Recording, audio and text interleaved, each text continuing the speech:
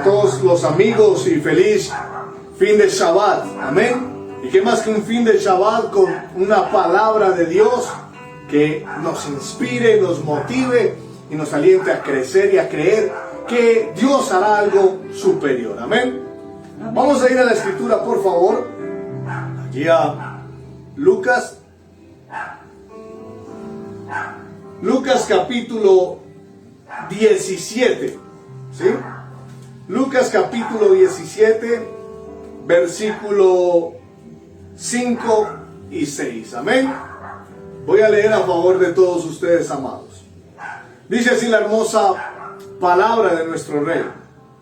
Dijeron los apóstoles al Señor: aumentanos la fe.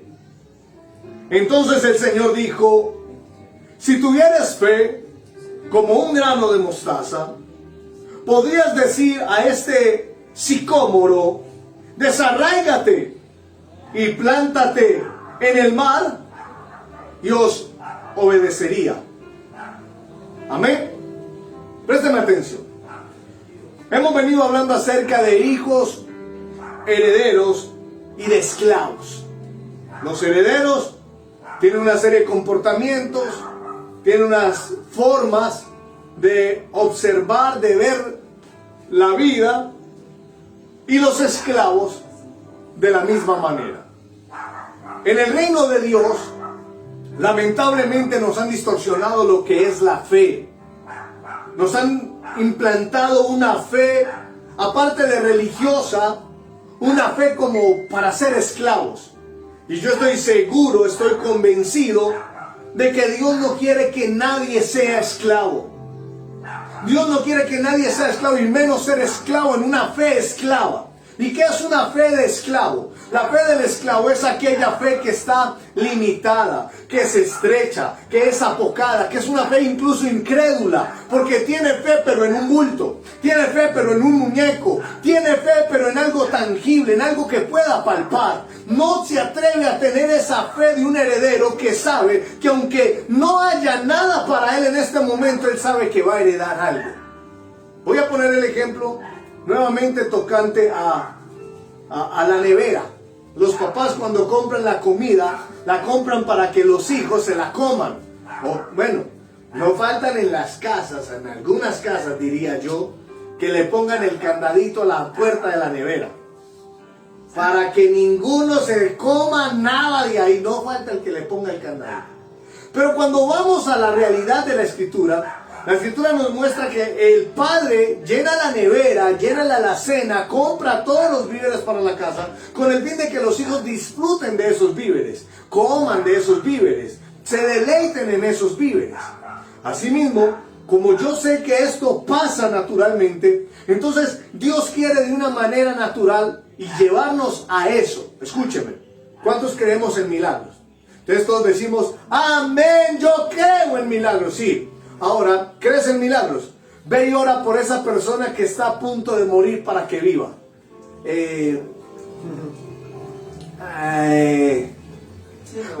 Sí lo hago, sí voy, sí oro, ¿cierto?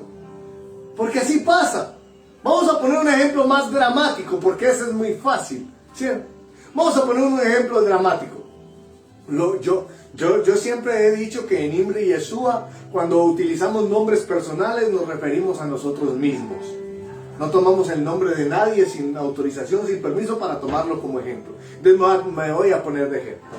Una vez estábamos en Venezuela, ahí cerca de donde nosotros vivíamos, y de repente suenan muchos disparos. Pa, pa, pa, pa, pa, pa, pa, pa, pa, pa, pa. Suenan muchos disparos. La Biblia dice, esto no es para... Yo no soy chismoso. Voy a avalar lo que dice la palabra. El oído no se cansa de oír y los ojos no se cansan de ver. Yo no soy chismoso. Pero después de haber oído todo ese tiroteo, yo salía a mirar a ver qué era. Porque el oído no se cansa de oír y el ojo no se cansa de ver. ¿Sí? Entonces eso va ahí, eso se adhiere una cosa, un espíritu de periodista viene sobre uno que quiere Radio Sucesos, Radio Mundial, Radio Cristal. Uno quiere estar en todas partes cuando ve que las cosas se alborotan, para no hablar del chisme, ¿cierto? Y entonces yo salgo a la ventana de mi casa y veo que hay un montón de gente allí corriendo, pero nadie hace nada. Entonces, yo tomé la decisión de salir de mi casa.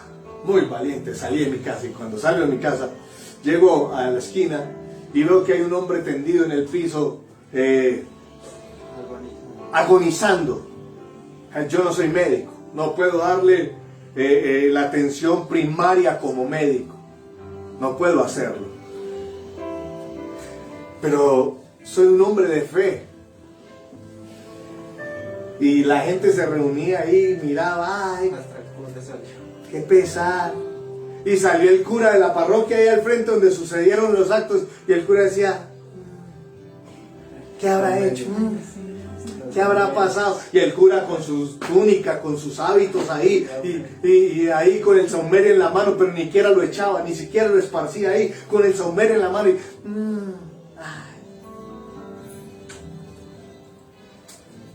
Bendito sea el Señor.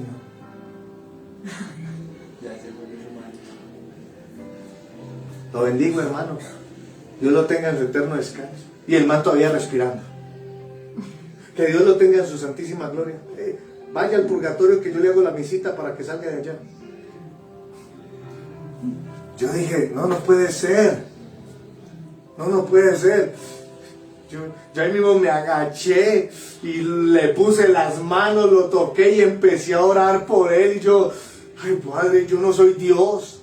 Yo no soy Dios, pero tu palabra dice que oremos y que tú haces algo. Tu palabra dice que esto y tú obras esto. Tu palabra dice que aquello y que tú harás lo otro. Tu palabra, tu palabra, tu palabra, tu palabra, tu palabra. Entonces esto me remite a que cuando yo soy esclavo, mi fe es una fe apocada. Mi fe es una fe pobre. Mi fe es una fe de que no va a suceder nada. Pero cuando yo soy una persona que soy heredero, que yo sé que mi Dios, ¿cuántos tienen Dios? Yo tengo Dios. ¿Y cuántos sabemos que Dios, para nuestro Dios, según lo que dice Lucas 1:37, no hay nada imposible? Si dice que no hay nada imposible, ¿por qué nosotros nos limitamos a creer que Él puede hacer algo sobrenatural? ¿Por qué limitarnos?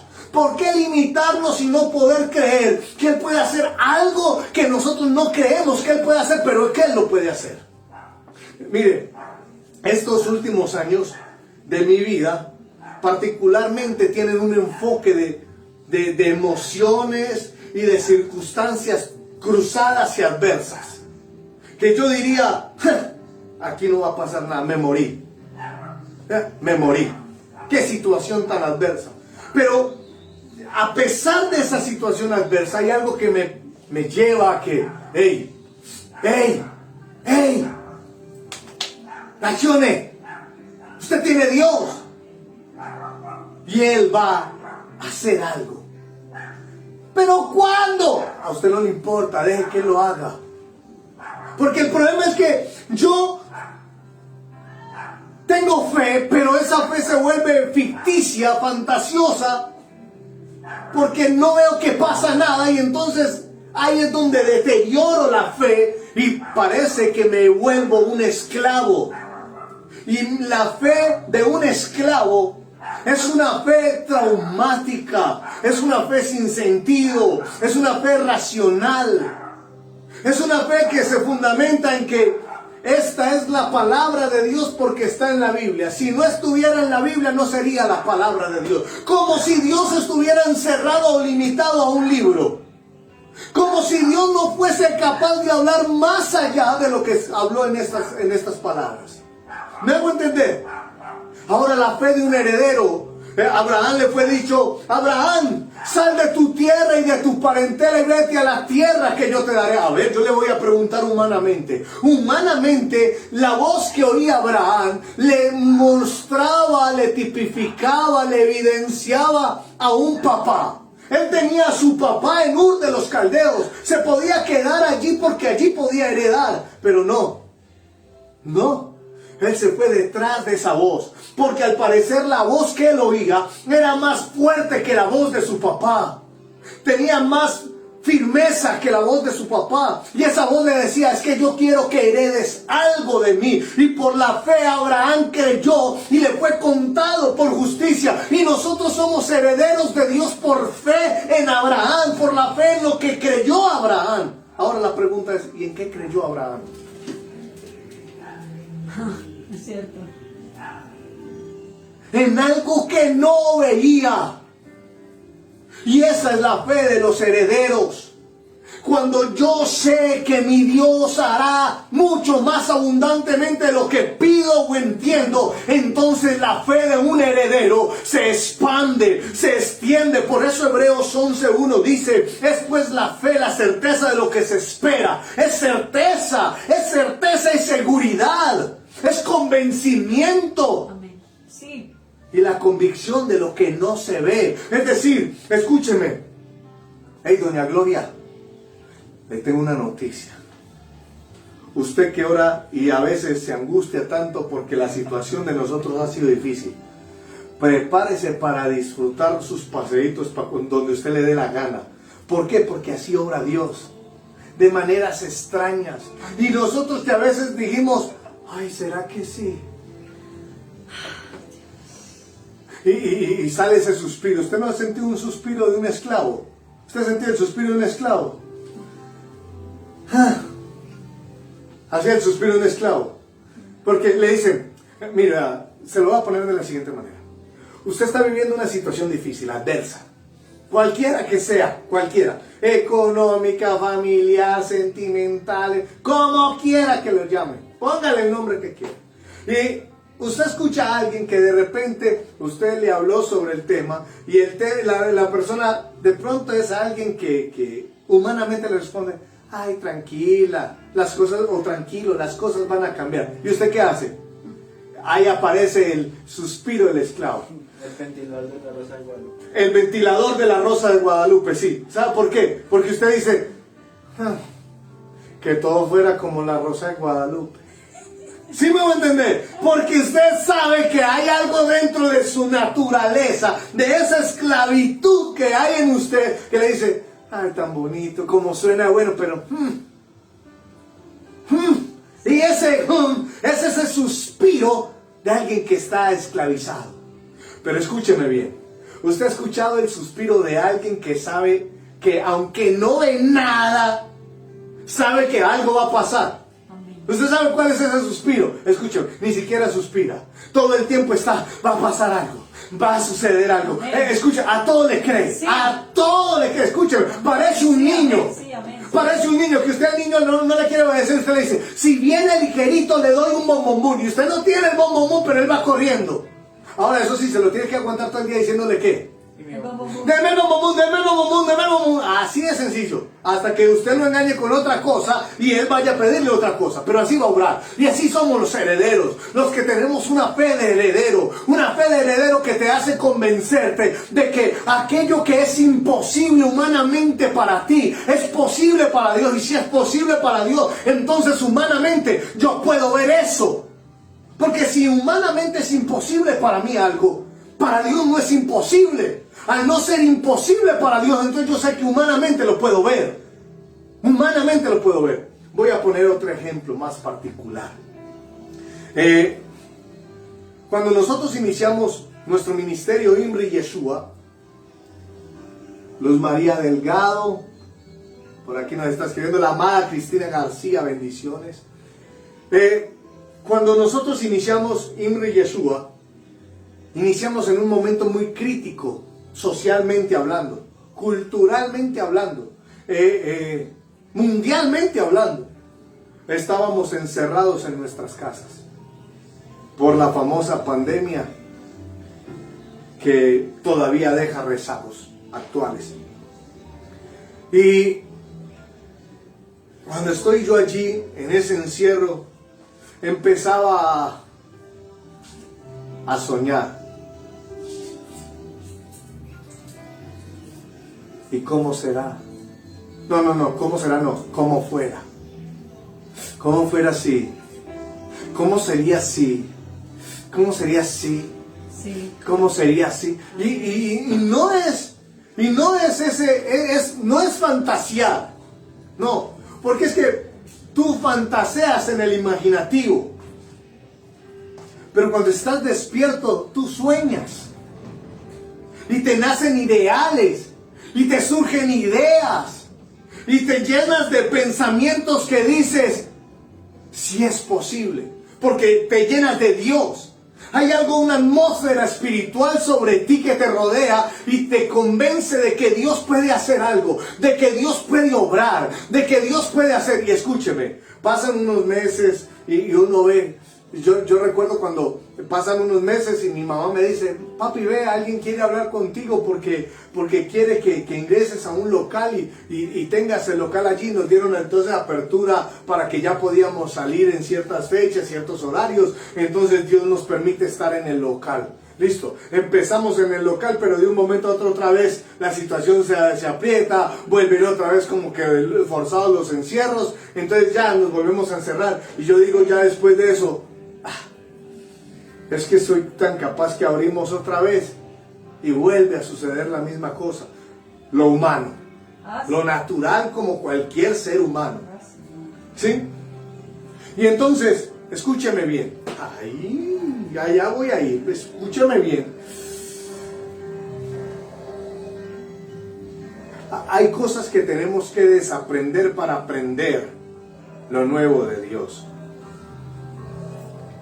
Entonces yo tuve que desaprender la escuela de la fe que tenía. Porque la escuela de fe que yo tenía me hacía ser irresponsable de alguna manera. Porque es una escuela esclava. Es una escuela en la fe para esclavos. Porque, oiga bien, endeudarse hace parte de la fe. Uno de mis profesores de economía decía que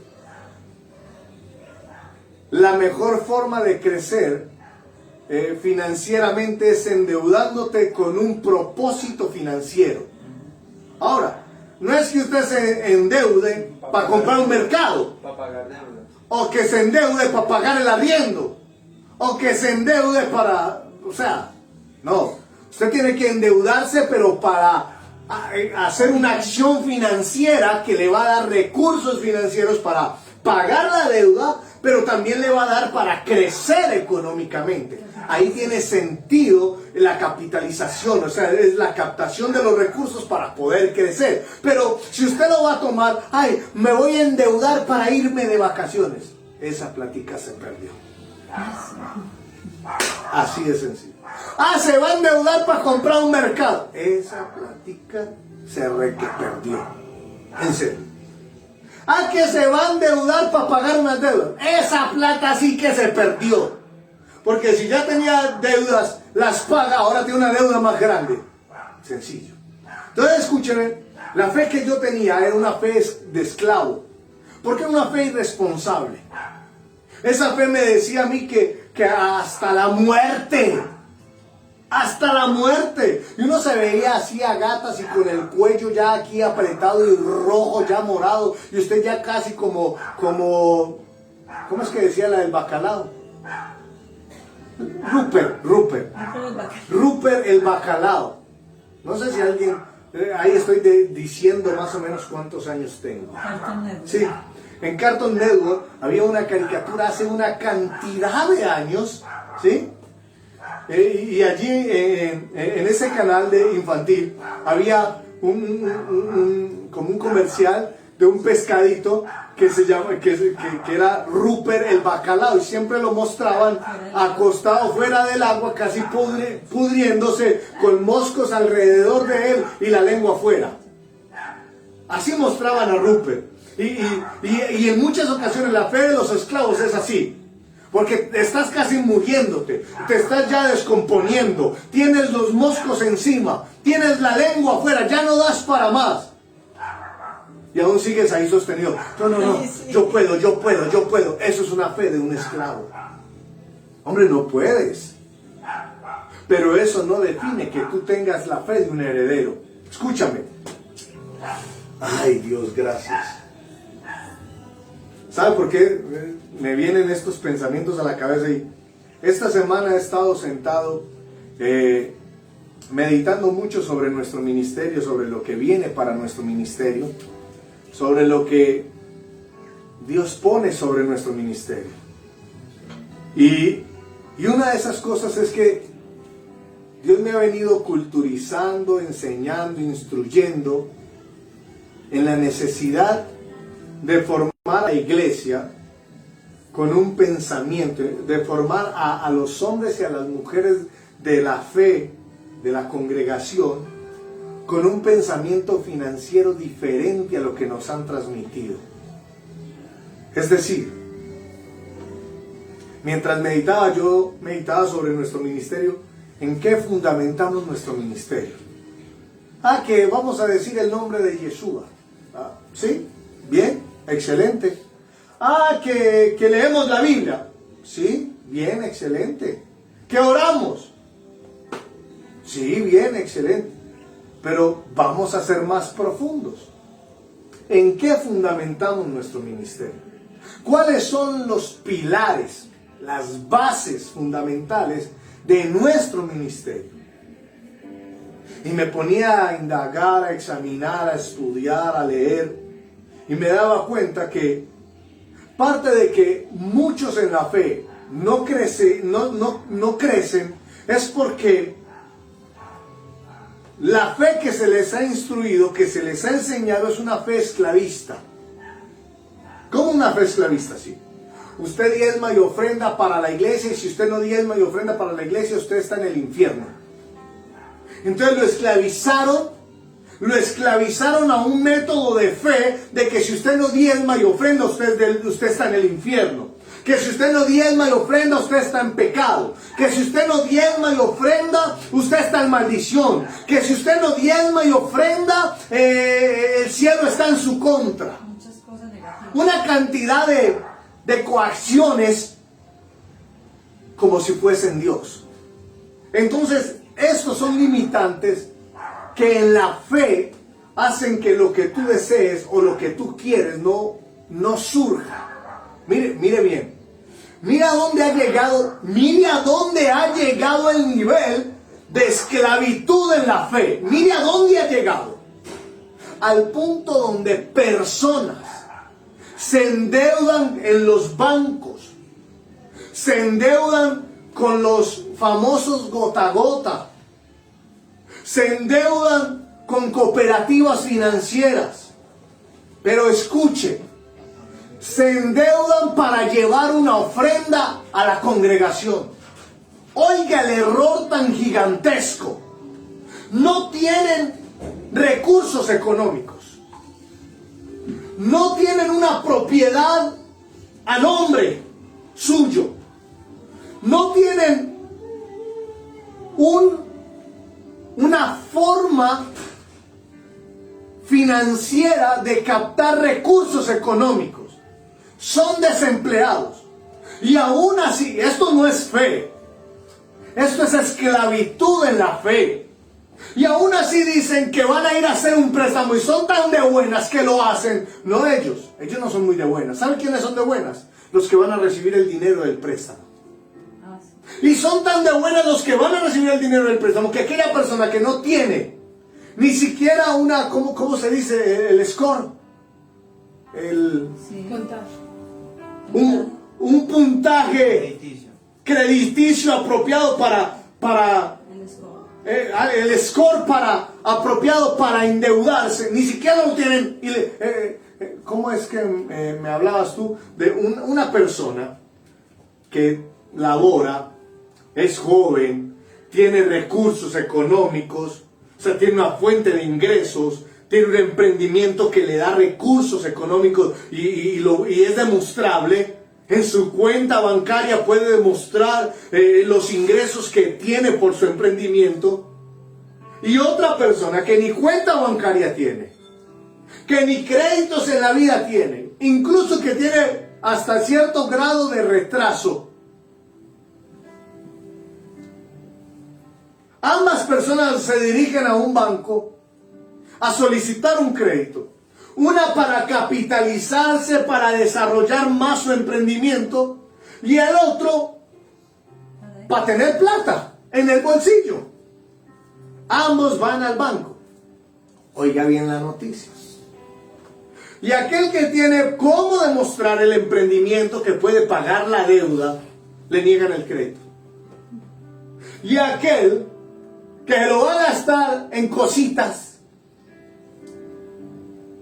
le dan el crédito. Uno dice, estamos locos, Lucas. ¿En qué país vivimos? ¿De qué planeta somos? Vuelvo al punto. La fe que nos esclaviza es una fe que nos conduce al error. La fe de un esclavo me conduce al error. La Biblia dice que el pueblo de Israel dijo estas palabras: nos iría mejor en Egipto, cuando estaban en el desierto. Dios llevándonos a la tierra prometida, a ser dueños y señores de la tierra. Ay, no, es mejor allá, que es que allá uno tiene el pan seguro. Allá le dan el pedacito de carne. A eso sí toca trabajar como una bestia, pero allá le dan el pedacito de carne. En cambio, no aquí en el desierto, mirando para arriba y cayendo maná y cayendo codornices, y no hay agua y aparecen fuentes de agua. No, qué pereza. Así es la mentalidad de aquella fe esclavizada. Y cocinar lo que tenías. No tiene que hacer, no tiene que elaborar. No tiene que hacer escúcheme, yo esto ya se los dije antes. Las pirámides en Egipto fueron hechas por los israelitas, esclavos. Ahora, Dios los saca de allí porque quiere que sean herederos. Y ellos todavía, tras de que aquí tenían que trabajar como animales y eran esclavos, allí se van para el desierto, lo tienen todo a pedir de boca. Ni siquiera tienen que trabajar, escúcheme, todo el día recogían el maná, recogían las codornices, las guisaban, comían, charlaban, disfrutaban, reían. Lo único que tenían que preocuparse era de ¿qué? De darle gracias a Dios. Gracias, Dios. Escúcheme, ¿a quién no le gustaría trabajar todo el día diciendo qué? Ay, gracias, Dios. Gracias, Dios, por toda esta comida. Gracias, Dios. Gracias, Dios, por estas bendiciones. Gracias, Dios. Escúcheme, es que no solo es una mentalidad de esclavos. Diga conmigo, renuncio. A toda mentalidad de esclavo. Renuncio a toda mentalidad de esclavo. A Dios queriéndole dar manjares y usted queriendo reunirse un hueso de calambombo. Dios queriendo... escúcheme, yo conozco una persona, está disfrutando, está paseando, está viviendo algo que nunca había vivido en la vida. ¿Qué quiere comer? Pollo. No, aquí no venden pollos. Aquí hay toda clase de carnes y pescados, no hay pollo. Entonces no como nada.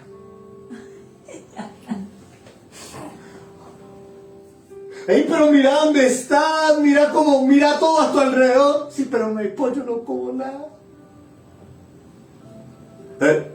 Usted se puede imaginar. ¿Por qué?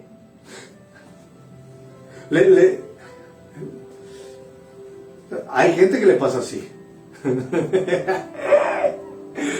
Voy a traer a memoria un recuerdo. Ir a comer a un restaurante súper cachezudo, súper espectacular, en serio, donde usted podía pedir el plato que le diera la gana, el que quisiera, pida lo que quiera, que plata hay para pagar, hijo de puchicas. ¿Sí o no? Y un restaurante high dice: hay frijolitos con arroz y carne.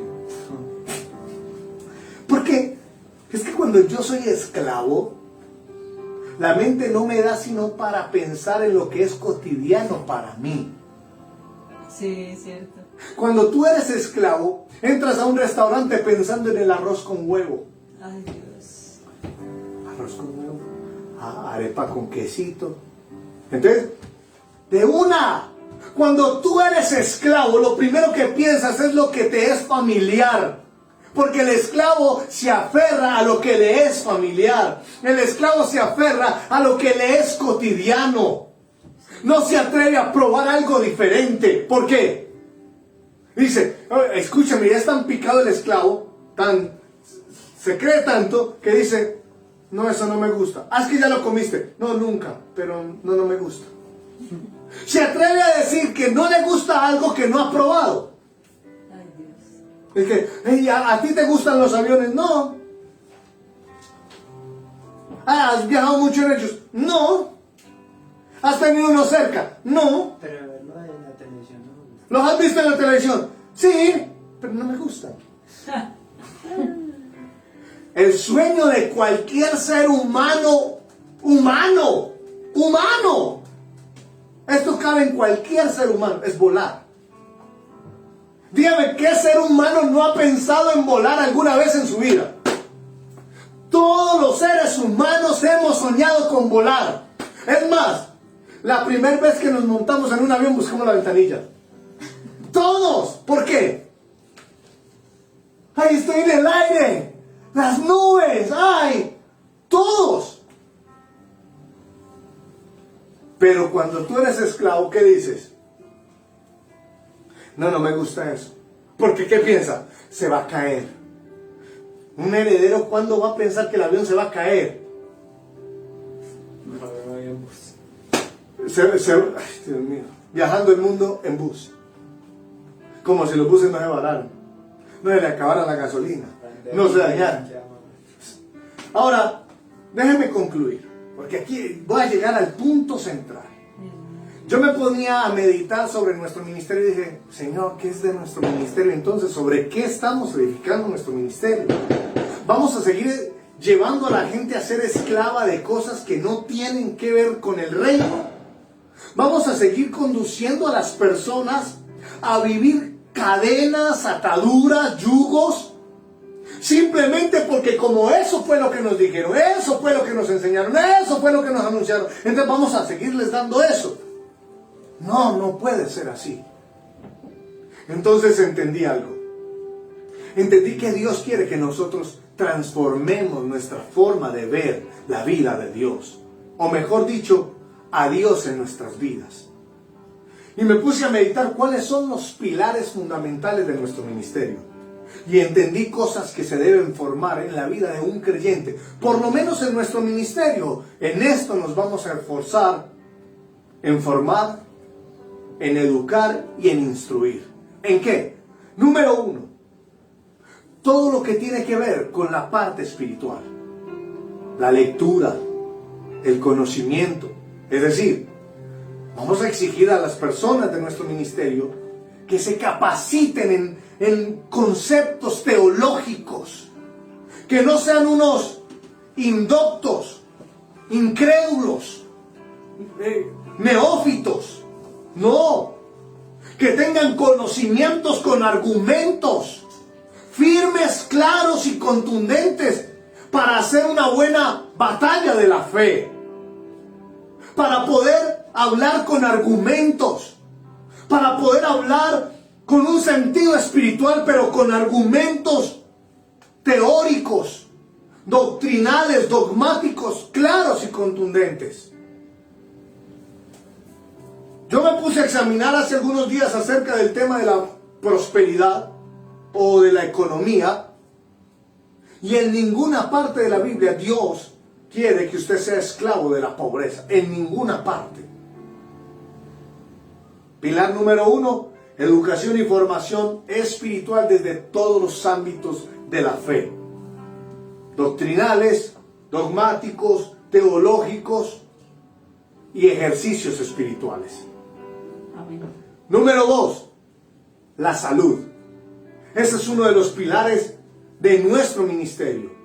Vamos a trabajar en la salud de cada hombre, de cada mujer, de cada niño, de cada joven. ¿Cómo? ¿Cómo la iglesia trabaja la salud? ¿Cómo la iglesia educa? ¿Cómo la iglesia educa en salud a un creyente? ¿Cómo se capacita a un creyente en salud? Fácil.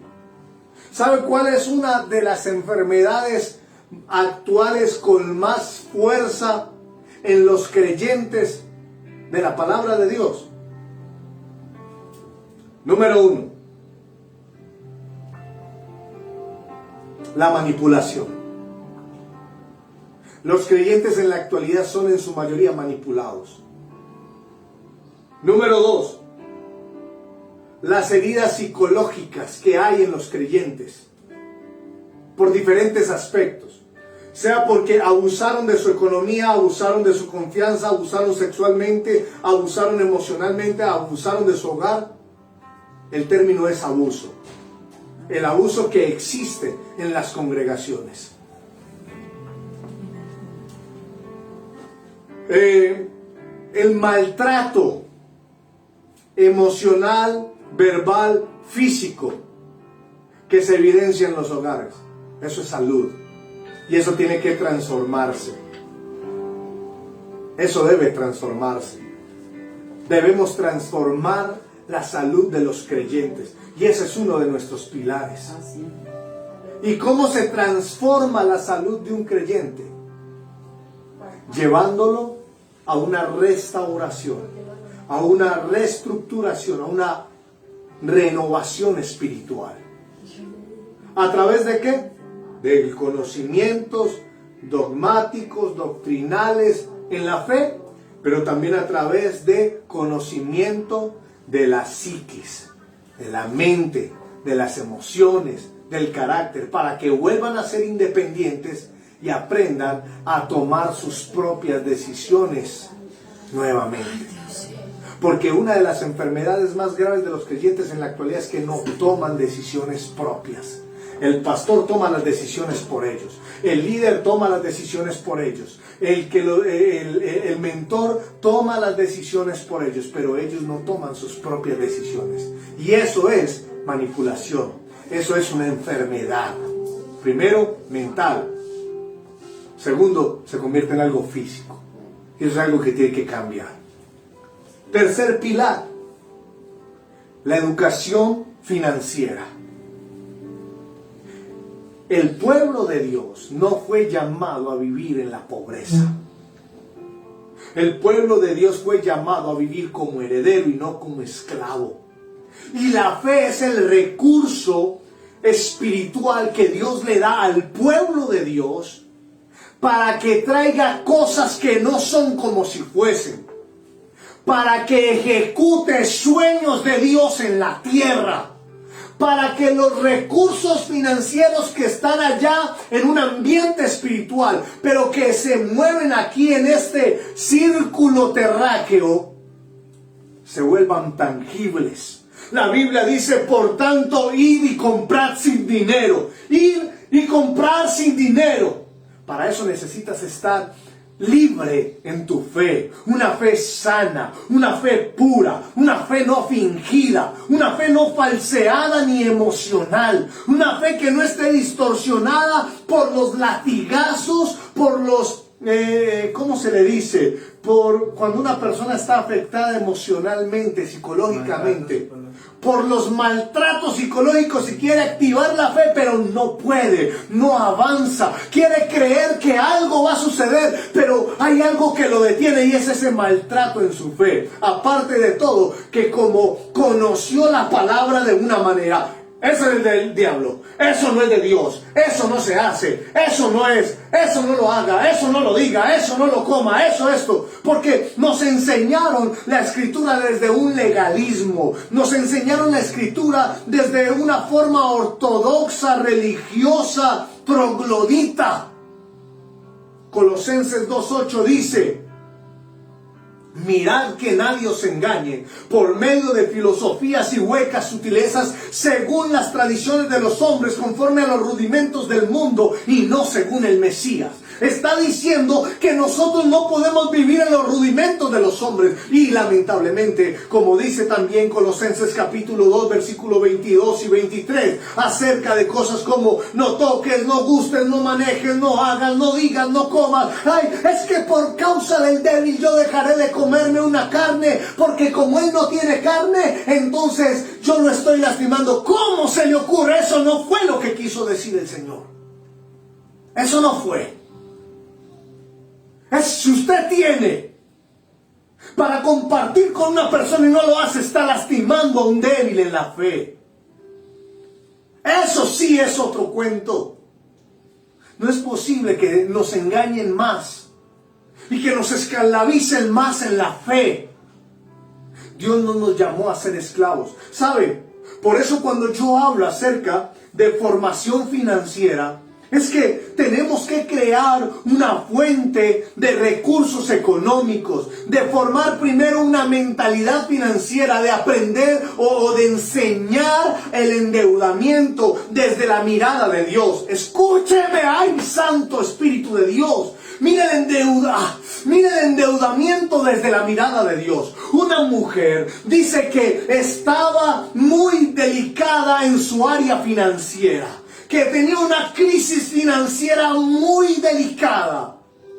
Y dice que era tan grave la situación financiera en la que ella se encontraba, que sus acreedores ya le habían notificado que iban a ir por uno de sus hijos para cobrarse la deuda y así quedar saldada la deuda.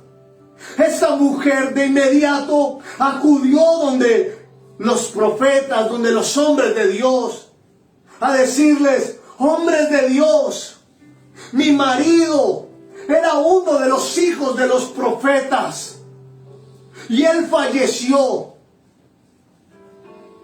Y le hemos quedado con muchas deudas. Y vinieron los acreedores y me notificaron que se van a llevar a uno de mis hijitos para cobrarse la deuda. Pero mire lo que hace un hombre que quiere ver bendición en las familias, que quiere que se cumpla el plan y el propósito de Dios para alguien que es libre, que es heredero en la fe. Él no le dio un consejo. Él no le dijo: lo que tú tienes que hacer es esto, lo que tú tienes que hacer es aquello, lo que tú tienes que hacer es lo otro, ve y vende. No, escúchame, le dijo: ¿qué tienes en tu casa? Escúchame, porque normalmente las respuestas a nuestras crisis están en nosotros mismos. Pero como no hay nadie que nos diga: examina, indaga, revísate. A ver, mire, en mi caso utilizábamos mucho el término no tengo plata. Hace rato no volvimos a utilizar ese término, ¿lo notan? Hace tiempo que no utilizamos ese término. No tengo plata, no tengo plata. Entonces, no tengo dinero. No tengo dinero ni nada que dar. Lo único que tengo es amor para dar. Si tú no me quieres... Es que yo le voy a decir una cosa. Yo tengo un problema. Mi mamá escuchaba música para planchar cuando ella trabajaba y me tenía ahí en una cuna. Y yo estoy predicando y me surgen todas esas canciones. No recuerdo por qué, pero hago una referencia con la Biblia y me surgen las canciones así. Eso me hace acordar de Pedro. No tengo oro ni plata, pero lo que tengo te doy. Asió de él, lo levantó y empezó a caminar. Porque no tengo dinero, pero tengo mucho amor para dar. Eso dio Pedro. ¿Qué dio Pedro? ¿Dinero o amor? Amor. Solo que es que hay unos cantantes que se la sacan de la escritura de una manera extraordinaria. Se la sacan. Yo no... ¿Qué puedo hacer? Sí, yo sé que ustedes están allá contentos porque les hice recordar emociones, les hice disfrutar lo que es la alegría. Porque más de uno está ahí: ¡ay, sí, ese es mi cantante favorita! Hombre, estamos en la vida y la vida Dios nos la dio para disfrutarla como herederos, no como esclavos. Ahora, déjeme concluir. Este hombre de Dios le dice: ¿qué tienes en tu casa? Escúcheme. En mi casa tengo una vasija con aceite. ¿Y qué es lo que debes? debo muchas vasijas. Eso, amada Claudia Muñoz, te bendigo.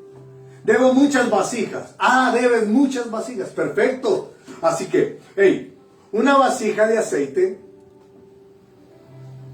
Una vasija de aceite es una señal de que tiene un recurso económico. De que tiene una forma de obtener, de captar recursos financieros.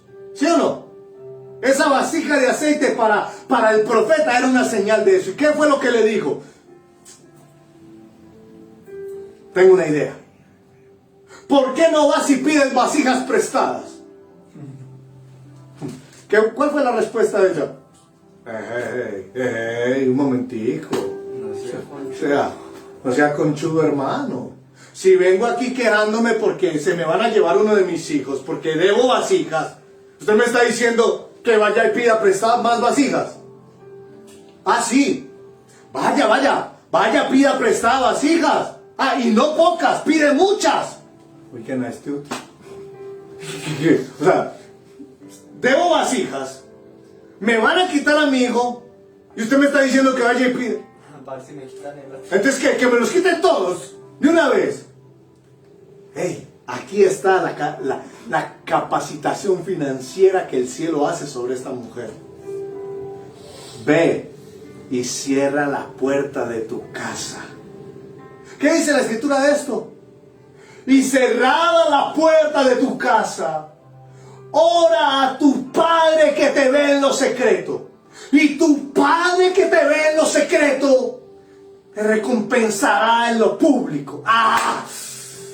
Esta mujer sale de ahí, se va para su casa, les dice: hijos, necesito que se vayan por todos los acreedores y les digan que nos presten muchas más vasijas, que mañana les pagamos. ¿Cómo así más? Y no debemos. Vayan, hagan esto. Salen a ver y llegan con un montón de vasijas. Cierran la puerta de la casa y esta mujer toma la vasija de aceite, una jarra de aceite, y empieza a llenar las vasijas que trajeron sus hijos.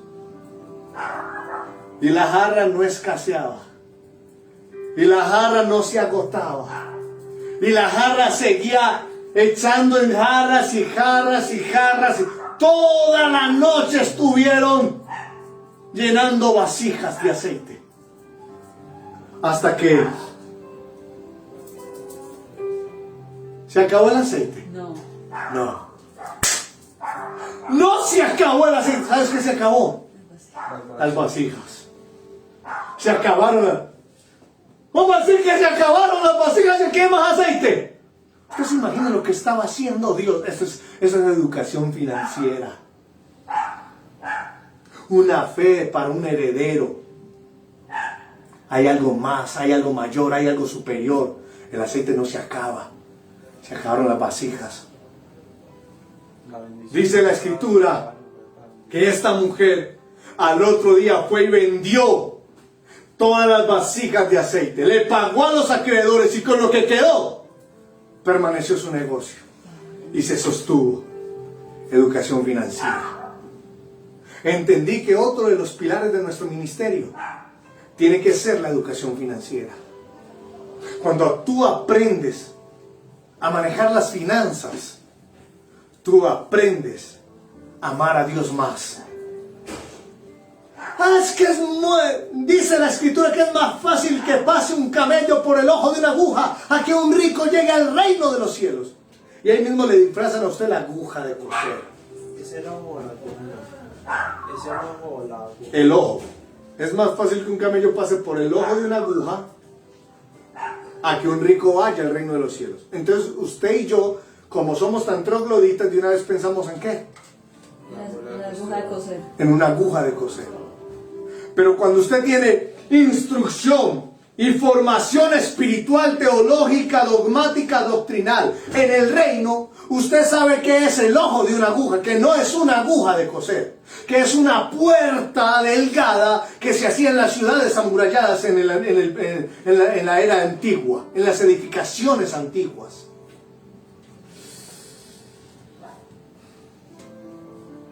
Cuando ustedes están,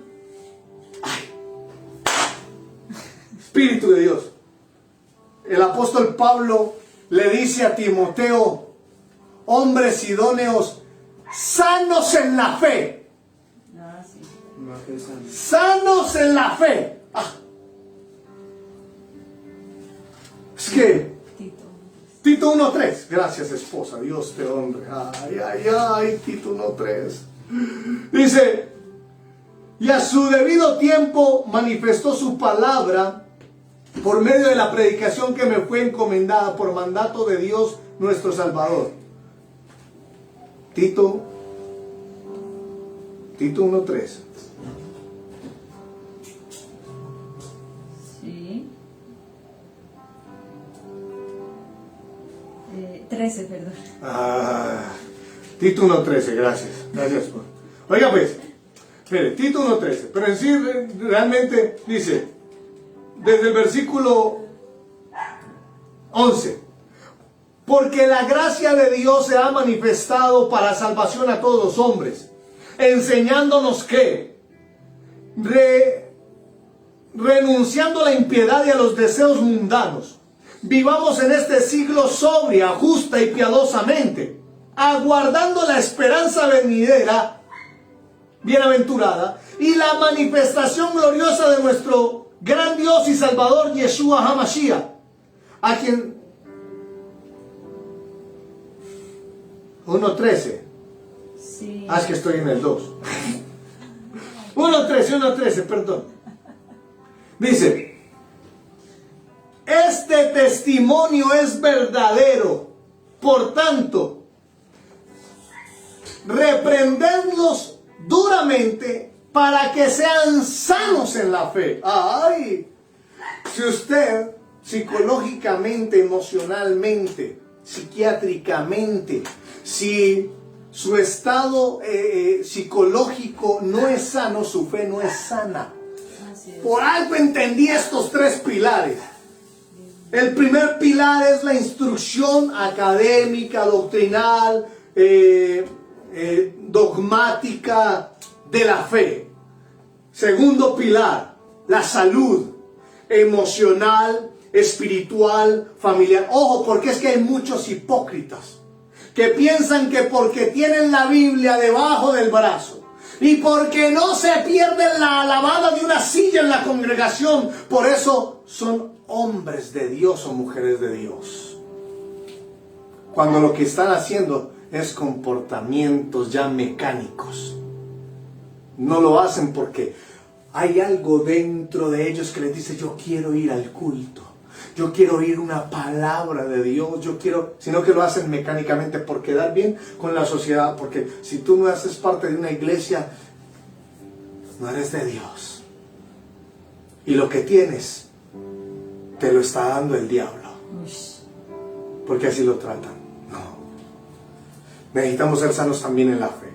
Y tercero, necesitamos tener educación financiera para poder aprender a invertir, para poder aprender a dar, para poder aprender a guardar, para poder aprender a hacer o realizar los gastos apropiados, también para tener para mi ocio. Cuando yo logro tener esto, puedo capitalizar toda mi vida en esto. Y en nuestro ministerio vamos a enfocarnos en estos 3 pilares. Por eso hoy, herederos o esclavos, en la fe. Usted decide. ¿Quiere vivir como un esclavo? Siga en Imri Yeshua. No. Sálgase de culturas. ¿Quiere vivir como un heredero? Venga a Imri. Venga a Imri Yeshua. ¿Quiere conocer la herencia de los hijos de Dios? Venga a Imri Yeshua. Conéctese con Imri Yeshua. No es porque seamos los únicos o los mejores, no. Hay muchos mejores que nosotros. Pero somos quizás los que le podemos dar la oportunidad de conocer esta verdad y desarrollarla. Amén. ¿Verdad? Sí, Señor. Porque, hey, Andrea, en su casa va a pasar algo especial. ¿Cómo va a respirar? Como el esclavo. No, con fe yo creo. Eso, amén. Al que cree, todo Todo. es posible. Porque nada Ay, hay imposible para Dios. La mujer de Dios, Natalia Bustamante, dice, no, ¿qué tal? no más esclavo. No más esclavitud. No más. ¿Quieres ser esclavo? Para de sufrir. ¿Quieres ser esclavo? No, oiga. ¿Quieres ser esclavo? No. Pare de sufrir. Venga, Imri Yeshua, y sea libre. Conéctese con nosotros. Bueno, con el Espíritu de Dios. Con el reino. Conéctese con Yeshua HaMashiach. Sí, necesitamos. Conéctese con la verdad gloriosa y libertadora de nuestro Elohim. Amén, lo necesitamos. Yo soy un simple hombre que transmito la verdad de Dios. No soy más. Ojalá tú, amigo, amiga, que me estás viendo, que me estás oyendo, que me estás escuchando, que estás prestando atención a esta palabra, hoy tomes una decisión poderosa y trascendental para tu vida. ¿Cuál? Conectarte con Dios. Cuando tú te conectas con Amén. Dios, te conectas con la vida, Amén. te conectas con la verdad y te conectas con las finanzas. Amados, los bendigo en el nombre de Yeshua. Deseo que la mano de Dios esté con todos y cada uno de ustedes. Cierre sus ojos por un momento y déjeme orar. Padre, 3 cosas demando en esta hora. Crecimiento espiritual, sanidad y formación financiera. Repártela sobre nuestros amados y amadas. En el nombre de Yeshua. Porque para ti no hay nada imposible. Señor, estoy plenamente convencido que si tu iglesia tiene estos 3 pilares, no será la misma iglesia pisoteada, doblegada y esclavizada que se puede ver en tantas ocasiones. Es tiempo de una iglesia de hombres y mujeres que se paren a vivir y a demostrar que somos herederos Amén. de las bendiciones de Dios. En el nombre de Yeshua. Amén y amén. Voy a contarles algo para despedirme. En Imri Yeshua estamos creyendo a Dios porque así obra Dios. Sí. Yo no tengo dinero, pero tengo amor para dar. Y he tenido la oportunidad de ver a personas que tienen corazón para con nuestro ministerio. Una de esas cosas es que hace unos días me hicieron un ofrecimiento de un terreno en el centro de la ciudad de Medellín. Que si hablamos de lo lógico, de lo racional, diríamos, me lo están regalando. ¿Verdad? Pero hay que pagar. Obviamente hay que pagar. Pero si yo hago el examen, digo, un terreno en el centro de la ciudad de Medellín, a quienes vivimos aquí en la ciudad de Medellín, ¿cuánto cree que podría valer un terreno en el centro de la ciudad de Medellín? Terreno. Un terreno. Es decir, para edificar un terreno. Y a nosotros nos lo están dando en un valor que usted dice, pamplina, no le puedo creer. En su totalidad, para adquirir el terreno sería un aproximado, con escrituras y todo, de unos 300 millones de pesos. Yo no les estoy pidiendo plata. ¿Sabes qué les estoy pidiendo? Fe. Y que oren por nosotros. Porque afortunadamente nosotros hemos aprendido algo de nuestra cultura financiera a trabajar para conseguir las cosas. Dios nos da las oportunidades. Ahora le pido, amada familia de la fe Imri Yeshua, que usted ore fervientemente para que Dios nos dé esos recursos que estamos reclamando para obtener este lugar. Porque si tenemos este lugar, ya no simplemente vamos a hablar de qué, de que tenemos unos pilares para formar a las personas en el reino de Dios. No, ya tenemos un lugar propio para desarrollar esos pilares y para que usted, su casa, su familia, sus hijos, sus hijas, aquí en la ciudad de Medellín, empiecen a congregarse con nosotros y empiecen a crecer y a desarrollar una vida de libertad. Así es. Y próximamente saltaremos entonces a cada país donde Dios nos permita ir. ¿Con qué plan? ¿Con qué propósito? El mismo que estamos desarrollando acá. Que la amada familia de la fe INRI Yeshua, en cualquier lugar del mundo donde se encuentre, se conecte con Dios. Amados, los bendigo en el nombre de Yeshua. Feliz fin de semana y principio de semana. Feliz cierre de Shabbat. Shalom, shalom. Los amo, los bendigo. Recuerden, somos la amada familia de la fe INRI Yeshua. Yo soy su amigo y pastor, Josué Javier Toro. A los benditos, las bendiciones nos alcanzarán. ¿Cómo decimos en casa? Al nombre de Yeshua, aleluya. Al nombre de Yeshua, aleluya. Al nombre de Yeshua, aleluya. Bendiciones.